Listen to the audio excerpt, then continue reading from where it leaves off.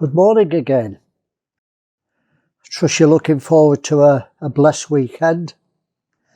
I've been thinking again, seriously, about my speech and controlling my tongue. In fact, I've been quite convicted.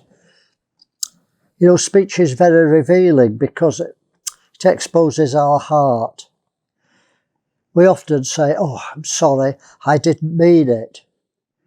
But the question we need to ask is, if you didn't mean it, where did it come from? If not from your subconscious thinking, your heart, it came out of your mouth. And words can't come out if they're not in. So you've got to own whatever comes out of your mouth and never say, "I didn't mean it." You did mean it at the time.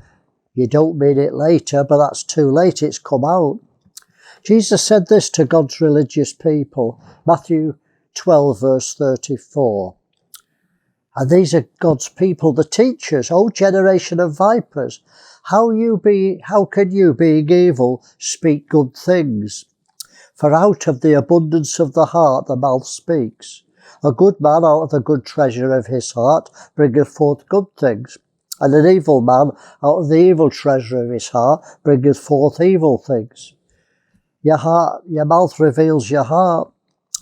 And the next verse from Jesus is very frightening in its implication. He says this, "But I say unto you, every idle word, idle, wasted, useless, every idle word that men shall speak, they shall give account of in the day of judgment."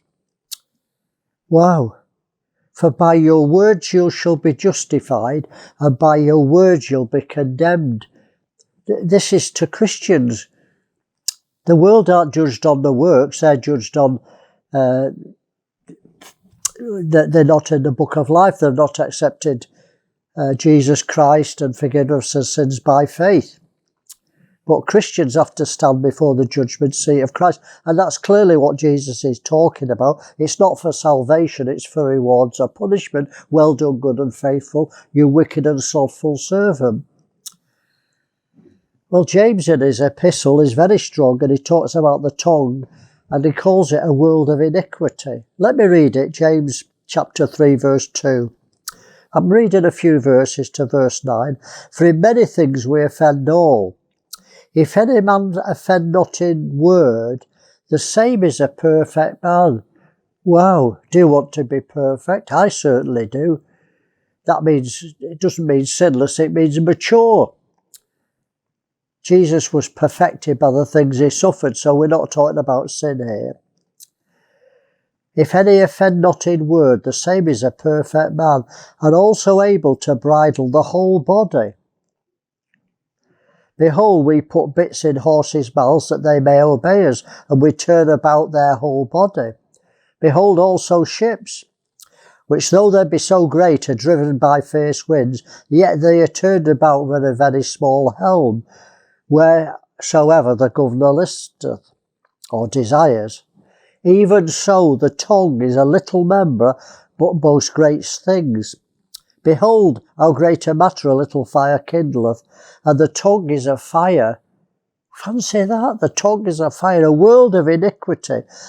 "So is the tongue among our members, that it defiles the whole body, and sets on fire the course of nature, and is set on fire of hell."